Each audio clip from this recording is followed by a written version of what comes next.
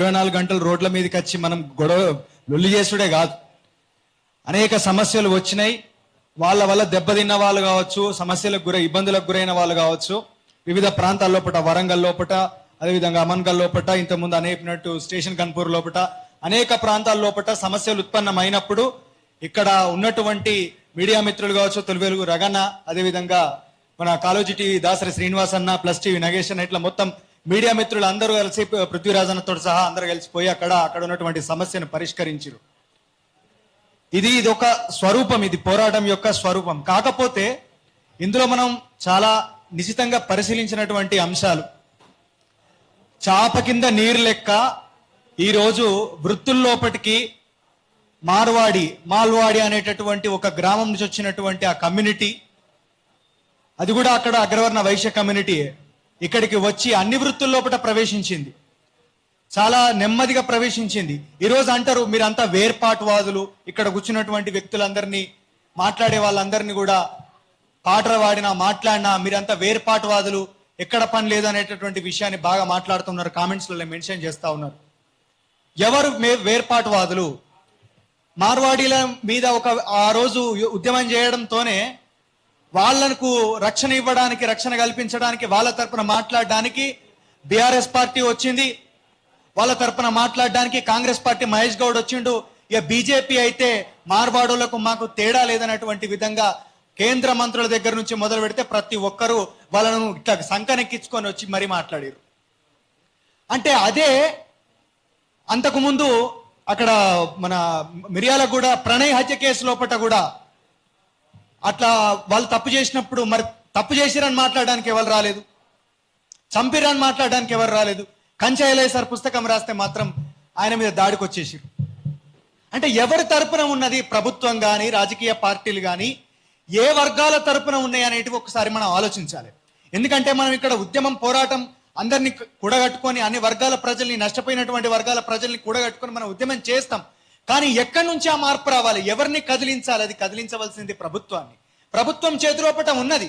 ఎందుకంటే తెలంగాణ వస్తే తెలంగాణ ఆకాంక్షలు నెరవేరాలి, తెలంగాణ ప్రజల అమరవీరుల యొక్క ఆశయాలు నెరవేరాలి అని చెప్పారంటే అది ఎవరి చేతులలో ఉండాలి? అది ఎవరైతే ప్రభుత్వాన్ని ఏర్పాటు చేస్తున్నారో వాళ్ళ చేతులలో ఉంటది. పాలసీ మేకర్స్ ఎవరైతే ఉన్నారో వాళ్ళ చేతులలో కదా ఉంటది. అక్కడి నుంచి మొదలు కావాలి. కానీ తెలంగాణ వచ్చినాక ఏమైంది? సేవల రంగం, నేను గతంలో కూడా చాలా సార్లు చెప్పిన అనేక వేదికల మీద, సేవల రంగం లోపట, ఉత్పత్తి సేవల రంగం లోపట గ్రామీణ ఆర్థిక వ్యవస్థ నుంచి మొదలు పెట్టుకొని చూసుకుంటే దాదాపు 15 నుంచి 30% ఆర్థిక వ్యవస్థ ఎవరు ఆక్యుపై చేసుకున్నారంటే ఇక్కడ కేవలం 4-5 లక్షల మంది ఉన్నటువంటి మార్వాడీలు ఆక్యుపై చేసుకున్నారు. ఎట్లా ఆక్యుపై చేసుకోగలిగారు? తెలంగాణ వచ్చిన తర్వాత కూడా ఎవరు తలుపు తెరిస్తే, ఎవరు రమ్మంటే వచ్చిర్రు, ఎవరు దొంగలు? ప్రాంతపోడే దొంగ, ప్రాంతపోడే దానికి అవకాశం ఇచ్చిండు. మీరు ఒకసారి బాగా గమనించుకోండి, సినిమా వాళ్ళు ఉన్నారు, అస్సలు బాధపడనటువంటి కమ్యూనిటీలు కొన్ని ఉన్నాయి, సినిమా రంగము, ఈ మార్వాడి రంగము. ఎందుకంటే సినిమా రంగంలో కూడా ఒకసారి కనుక మీరు చూస్తే ఎంత లాయల్గా ఉన్నది కేసీఆర్ ప్రభుత్వం, ఎంత లాయల్టీగా ఉన్నది ఈ రోజు రేవంత్ రెడ్డి ప్రభుత్వం. ఆ రోజు అల్లు అర్జున్ విషయం లోపల ఏదో చేస్తాడని చెప్పి మీకు సినిమా వాళ్ళ కోసం ప్రత్యేక చట్టాలు దేవన్నా అని చెప్పి కారడ్డం మాటలు మాట్లాడినటువంటి రేవంత్ రెడ్డి తర్వాత వాళ్ళు టికెట్ రేట్లు పెంచుకోవడానికి ఆయన జీవో ఇష్యూ చేసే పరిస్థితికి వచ్చింది. అంటే ఎక్కడ ఉన్నాం మనము? ఈరోజు వేర్పాటువాది అని చెప్పి మాట్లాడుతూ ఉన్నారు. ఎవడు వేర్పాటువాది? ధర్మేంద్ర ప్రధాన్, మొన్న రాజీనామా చేసినటువంటి కేంద్ర విద్యాశాఖ మంత్రి ధర్మేంద్ర ప్రధాన్, ఆయన ఎక్కడో కాడ ఒక ధర్నా, ఒక లొల్లేదో చేస్తా ఉంటే ఆంధ్రకు సంబంధించినటువంటి ఒక మీడియా మిత్రుడు పోయి మైక్ ముంగడ పెట్టి మాట్లాడరు అని చెప్పారంటే, నేను ఆంధ్రోలతోటి మాట్లాడా, ఓన్లీ ఒడిశా వాళ్ళతోటే మాట్లాడతా, go back Andhra, go back Andhra, go back Telugu అని చెప్పి మాట్లాడినోడు ధర్మేంద్ర ప్రధాన్. ఉత్తరాది భరత జనని జిందాబాద్ అని చెప్పినోడు ధర్మేంద్ర ప్రధాన్. ఎవడ్రా బై ఏర్పాటువాదులు? మేమా? ఇక్కడ మేము ఎవరిని వ్యతిరేకించలేం. మా ప్రాంతపు అస్తిత్వము, మా ఆకాంక్షలు, మా ఉద్యమ ఆకాంక్షలు, మా తెలంగాణ అమరవీరుల యొక్క ఆకాంక్షలు ఏవైతే ఉన్నాయో, ఎందుకు చచ్చిపోయారు, ఎందుకు ఉద్యమం జరిగింది, ఉద్యమం జరిగినటువంటి ఘటనను మీరు మర్చిపోతా ఉన్నారా? ప్రజల్ని తెలంగాణ లోపల ఉండి ఇవన్నీ అవసరమా అని చెప్పి ఇట్లా ఇష్టం వచ్చినట్టు మాట్లాడేటటువంటి, తెలివి తక్కువ మాటలు మాట్లాడేటటువంటి వ్యక్తులకు ఒక ప్రశ్న, ఎందుకు ఉద్యమం చేసినాం? మన రాష్ట్రంలో మనం బ్రతుకుతానం అని చెప్పనట్టు ఇదేనా బ్రతుకు? విశ్వకర్మల గురించి నేను చెప్తా, సంస్కృతి మీద ఎట్లా దాడి జరిగిందో. చిన్నప్పుడు మేము చూసేటోళ్ళం, మా నాన్న మట్టెలు పుస్తలు చేస్తే ఎవరైతే చేపించుకున్నారో, పెండ్లైతేనే కదా చేపించుకునేది మట్టెలు పుస్తలు, వాళ్ళందరూ కూడా సప్రుతోటి ఎదుర్కొని వచ్చి బియ్యము కూరగాయలు ఇచ్చి చాలా గౌరవప్రదంగా మట్టలు పుస్తకాలు తీసుకొని పోయేటోళ్ళు. ఈ సంస్కృతి ఈరోజు గ్రామాల లోపల ఉన్నదా? ఎక్కడన్నా కాబట్టి ఇప్పుడు అసలు నేను చెప్పిన విషయం చాలా మంది జనజీవిత కూడా తెలిసి ఉండదు. ఈ సంస్కృతి లేదు. పరస్పర ఆధారితమైనటువంటి గ్రామీణ ఆర్థిక వ్యవస్థ లోపట అత్యంత దారుణమైనటువంటి ఒక ఆక్యుపేషన్ అనేది జరిగింది. ఆక్రమణ జరిగింది, దురాక్రమణ జరిగింది, సంస్కృతి నశించింది. ఒకరినొకరు గౌరవించుకునేటోళ్ళు, ఆ సంస్కృతి నశించింది. ఒకరికొకరు సహాయపడేటోళ్ళు, ఆ సంస్కృతి నశింపజేసిర్రు. ఈరోజు మనం ఇక్కడ నగరాల లోపలికి వచ్చేస్తే, అప్పుడు కరీంనగర్ కాబట్టి కరీంనగర్ లోపల గ్రామాల లోపల ఆ నగలు ఏదైనా చేయిస్తే బజార్లకు పోయి, అక్కడ కరీంనగర్ లోపల టవర్ చౌరస్తా అని చెప్పని ఉంటుంది, అక్కడ హౌస్లోకి బజార్ ఉంటుంది, వాళ్ళకి టవర్ సర్కిల్. ఆ బజార్ లోపల పోయి చేయించుకునేటోళ్ళు అక్కడ అందరూ కూడా ఉండేది కంప్లీట్ గా హౌస్ల వృత్తి పని చేసుకునే వాళ్ళే. ఈరోజు పెళ్లిళ్ళైనా పేరెంటాలైనా ఎట్లాంటి కార్యక్రమాలైనా వృత్తితోటి ఈరోజు పనిలేదు. చక్కయే జాయలు కాసుకో, లేకపోతే ఇంకేదో పెద్ద షాపింగ్ మాల్, ఈ జ్యువెలరీస్ ఉన్నాయి. ఇప్పుడు ఈ జ్యువెలరీస్ అన్ని ఎవరి చేతుల్లో ఉన్నాయంటే మళ్ళీ గిట్లే ఠాకూర్, మిశ్రా, జైస్వాల్ లాంటి పెద్ద పెద్దోళ్ళ ఈ మార్వాడి బ్యాచ్ చేతుల లోపటనే ఉన్నది. అన్ని రంగాల లోపట, వస్త్రాల రంగం లోపట, అన్ని రంగాల లోపట అసలు మనకు వృత్తులు కూలే, ఉపాధి పోయే, ప్రత్యామ్నాయం లేకనే పోయా అని చెప్పి మనం అంటున్నాం. కానీ దానికి కారణం ఎవరు అని చెప్పనంటే మాత్రం ఇక్కడ ఎవరి పేరు రాసినామో వాళ్ళే. దీని గురించి మనం మాట్లాడితే మనమందరం కూడా దేశద్రోహులం అయిపోయినాం, మనమందరం కూడా వేర్పాటువాదులం అయిపోయినాం, మనమందరం కూడా అర్బన్ నక్సలైట్లు అయిపోయినాం. ఏది మా బతుకు మాకు కావాలి, మా తిండి మాకు కావాలి, అరే మా విశ్వకర్మలు, మా పద్మశాలీలు, అదేవిధంగా కుల వృత్తులు చేసుకునేటటువంటి వృత్తి మీద ఆధారపడేటువంటి అనేక కులాలకు సంబంధించినటువంటి వర్గాల ప్రజలందరూ కూడా బతకాలే, ఆర్థికంగా ఉన్నత స్థాయికి పోవాలని చెప్పి మేము మాట్లాడితే అది వేర్పాటువాదమా, అది దేశద్రోహమా, అది అర్బన్ నక్సలిజమా, ఎట్లయితుంది అని చెప్పి మేము ప్రశ్నిస్తా ఉన్నాం. అంతేకాదు ఎట్లా కావాలి మరి? ఎక్కడ బీసీ కార్పొరేషన్లు ఎవి?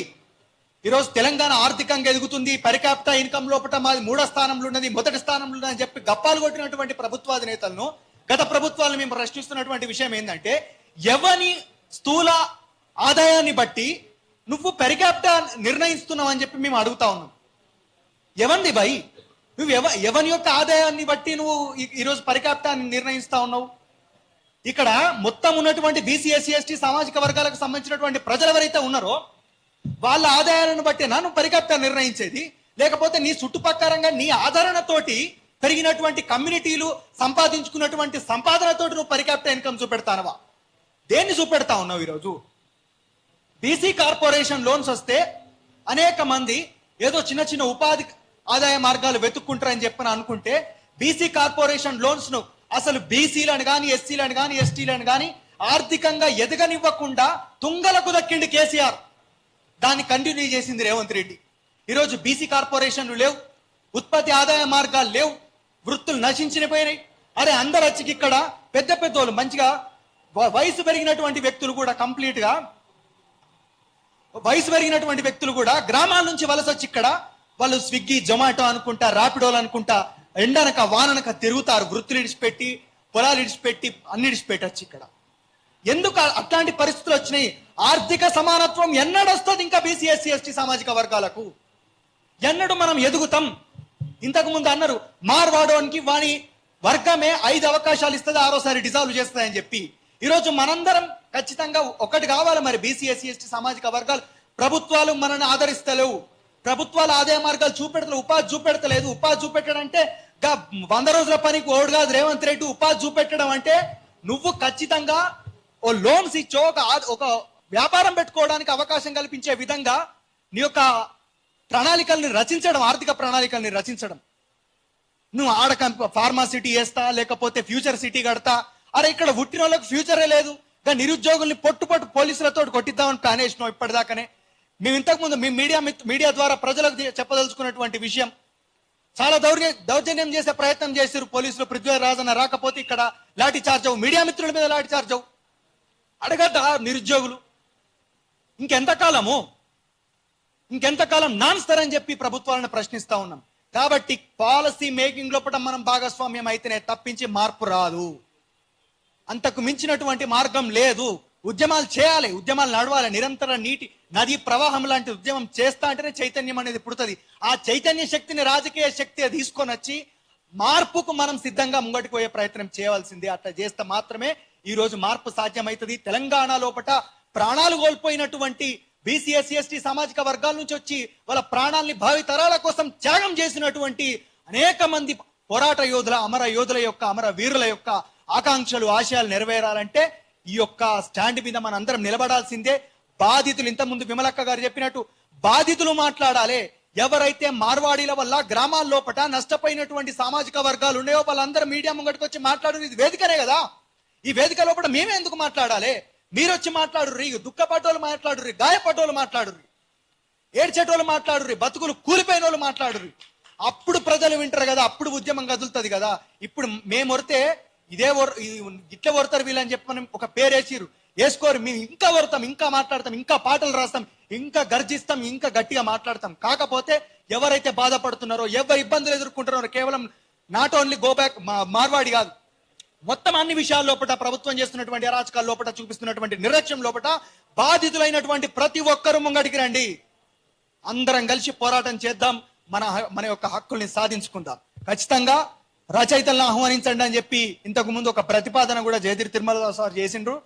రచయితలు ఎవరైతే ఉన్నారో పార్టీలకు ఈరోజు కొంచెం అక్కడ పార్టీలు ఇచ్చేటటువంటి వాళ్ళు ఆదరిస్తున్నారు కదా అని చెప్పి అక్కడికి వెళ్ళినటువంటి వాళ్ళు ఉన్నారు. వాళ్ళు కూడా ఓపెన్ ఆఫర్ ఇచ్చినామని చెప్పి పృథ్వీరాజ్ అని చెప్పిండు. ఓపెన్ ఆఫర్ ఇచ్చినా ఇవ్వకున్నా మీ బాధ్యత, రచయితలు ఎవరైనా ఉన్నారంటే మీ సామాజిక బాధ్యత, మీరు ఖచ్చితంగా రావాల్సిందే, రాయవలసిందే. తెలంగాణ చరిత్ర లోపట మీ యొక్క పేర్లు ఖచ్చితంగా పేజీ లోపల ఎక్కవలసిందే. కాబట్టి దయచేసి రచయితలైనా ఎవరైనా సరే, గాయకులైనా సరే, మీ యొక్క ప్రాంతం యొక్క అస్తిత్వం మీద మీకు గౌరవం ఉంటే రండి, రాయండి, పాడండి, హక్కుల్ని సాధించండి. జై Telangana. Thank you. Thank you Surya. ఇప్పుడు మన తొలి వెలుగు పేద ప్రజలు సమస్యల గొంతుకగా